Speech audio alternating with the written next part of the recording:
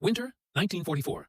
A cold wind sweeps across the Ardennes as the sounds of distant artillery fade into silence. Inside a dim U.S. field hospital, lanterns flicker over rows of stretchers, Americans and Germans lying side by side, stripped of rank, uniform, and pride. The air smells of antiseptic and smoke. Nurses move quietly between the wounded, their hands steady despite exhaustion. One of them kneels beside a young German soldier, his face pale and trembling. She speaks softly, pressing a bandage against his torn shoulder. He stares at her in disbelief, and then begins to cry.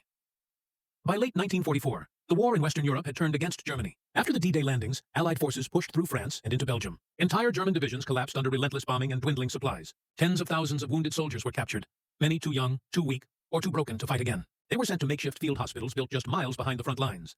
American medics worked under the Geneva Convention's code. All wounded were to be treated, regardless of nationality. Supplies were limited. Blood was scarce. Yet the rule of mercy remained. Many nurses had lost brothers and husbands to German bullets, but their duty left no room for hate. In those white canvas tents, the enemy became simply the wounded.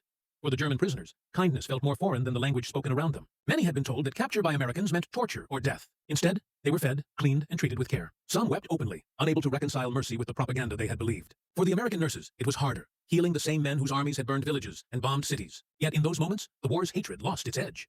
From a tactical view, these hospitals were miracles of organization. Surgeons worked under shell fire, operating with blood transfusions improvised from glass bottles. German medics among the prisoners were sometimes allowed to assist, reviving a sense of purpose in men who had lost everything. Ethically, it was a war fought not only on fields, but within hearts. The test of whether humanity could survive its darkest hour.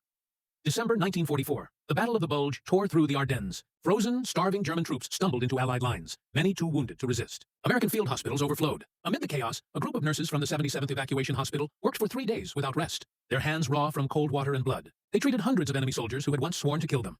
When a nurse gently lifted the head of a wounded German officer to give him water, he broke down, sobbing. He gripped her wrist, whispering through cracked lips that he couldn't understand why she was helping him. Others soon followed. Tears, apologies, silent gratitude. Hardened men who had seen villages burn now cried at a simple act of mercy. In that fragile silence, the war's brutality seemed to pause, if only for a breath.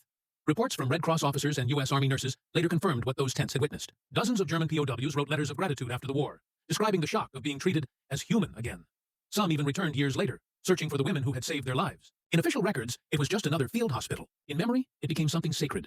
For many, that brief compassion softened years of hatred. Former soldiers carried those memories into post-war Europe, where reconstruction demanded forgiveness more than vengeance. Historians later noted that such moments of mercy shaped how both nations viewed their enemies, not as monsters, but as men. In the quiet shadow of war, humanity had quietly survived. In a war remembered for its cruelty, this story stands as a quiet rebellion, proof that compassion could outlive violence. Those nurses didn't end the war, but they reminded the world what it meant to be human. Their kindness didn't rewrite history's battles, yet it healed something deeper than wounds.